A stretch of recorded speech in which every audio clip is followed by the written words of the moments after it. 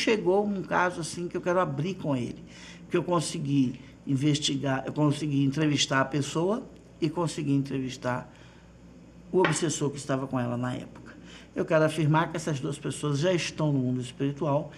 Nenhuma das duas mais sofre problemas de obsessão, nem o ex-obsessor, nem a ex-obsediada. As pessoas já estão bem. Tanto que eu conversei com os dois e os dois me contaram como foi que ele se aproximou dela, por que ele se aproximou dela, né? E que me deu muitos ensinamentos. Ele disse o seguinte, que uma coisa que facilitou a aproximação dele é porque ele era uma pessoa que tinha muitas alternâncias de humor. Então, durante o dia, pelo menos 2 ou 3 vezes, ela tinha uma queda de humor, que ficava muito irritada.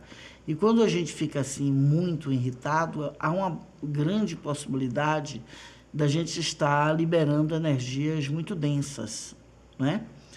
Queda de humor, pode ter certeza que tudo que você está liberando ali é densidade. Existe todo um estudo de Paracelso sobre os humores do fígado, onde ele descobre, não é, e compartilha com os outros cientistas da época as descobertas dele, de que a depender de como o nosso fígado está sendo alimentado, a depender de como o nosso fígado, o tipo de alimento, os intervalos de tempo de comida, leva o nosso fígado, o órgão fígado mesmo, a ter diversas vibrações, vamos colocar assim, durante o dia, não é?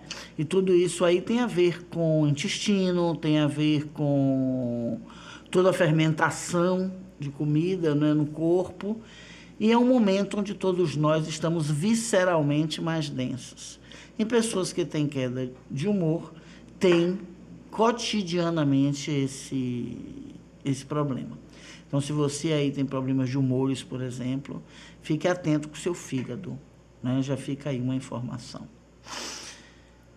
E ele disse isso, que ele começou a observar que ele andava pela rua à procura da família dele. Só que a família dele havia se mudado e ele não conseguia saber para onde a família tinha ido. Ele desencarnou, subiu, estava procurando a família. Quando ele achou de novo, né, quando ele conseguiu se encontrar para conseguir descer para o planeta Terra, para a parte material do planeta, a família dele já havia se mudado de casa, de estado, e ele não conseguiu, né, fazer contato. Isso é muito raro de acontecer, porque muitas vezes a saudade, a depender de como a gente lida, né, com o nosso parente que desencarnou, ele fica sentindo as nossas vibrações e acha a gente até, se a gente mudou de país, quanto mais de estado. Mas não foi o caso dele, desse rapaz. Então, ele disse que ele ficou procurando na cidade a família dele, que ele viu amigos na cidade, que ele achou os amigos muito envelhecidos. E ele, na hora, ele não conseguiu fazer um link, né, que já tinha muito tempo que ele havia desencarnado. Ele disse que ele já sabia que ele estava morto, que ele passava pelos lugares, entendeu? Ele falava com outros espíritos, não é? Enfim, e ele ficou ali procurando alguém e se mudou para o lado da casa dele essa pessoa com quem ele conseguiu fazer o contato. Não é? Uma pessoa assim, ela ficava muito irritada, ela achava que as pessoas entravam no jardim dela para poder pegar flores, e se entrasse ou se não entrasse, ela achava que tinha entrado. Ele narra assim, né? Então, ela, todo dia que ela ia cuidar do jardim, ela brigava muito, xingava e tal e tal. E ela declarou para mim, eu não gostava de trabalhar no jardim. O jardim tinha sido invenção de minha mãe. Minha mãe é que gostava, mas ela não cuidava do jardim, me botava, me obrigava a ir cuidar do jardim. Então eu ia para ali mesmo irritada, porque eu não podia xingar minha mãe, então eu ficava inventando, xingando, né? Destilando ali por outras pessoas que estivessem passando pela rua, né? Porque eu detestava meter a mão na terra, mas minha mãe me obrigava. E ele disse que ele percebeu que ao ficar perto dela, que ele não sentia fome, que ele não sentia frio, e ele começou a ficar perto dela, primeiro por isso, né? Por uma questão de receber aquela densidade que eu ajudava ele a ficar no plano material.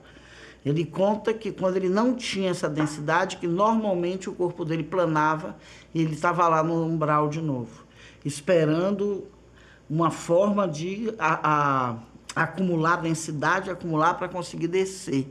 Onde eu entendi e confirmei com os mentores que essa densidade é o canal transportador, né? O que transporta tanto do umbral para o plano físico, quanto do plano físico para o umbral.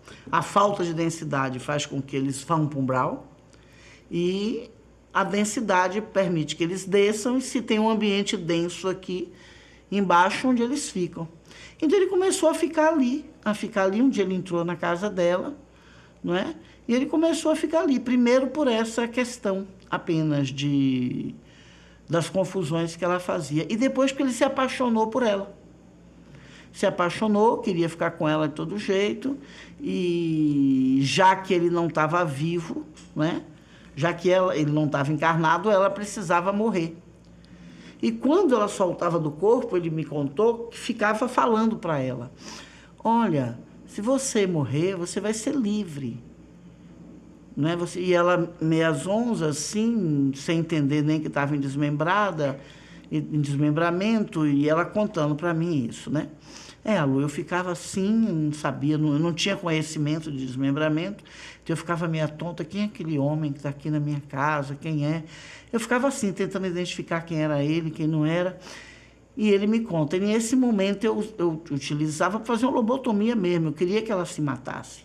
Então eu queria mostrar para ela as vantagens de estar morta, que ela não ia precisar mais limpar o jardim, que ela não ia precisar mais ficar ali com a mãe dela. A mãe dela era uma pessoa extremamente possessiva, não é? Tinha um lado da mãe dela que eu gostei, o ex-obsessor falando, que a mãe dela espantava tudo que era namorado. Qualquer rapaz que chegasse, a mãe espantava. A mãe não queria que ela casasse para ela ficar tomando conta dela. Ela dizia: os outros casaram, se você se casar eu vou ficar sozinha.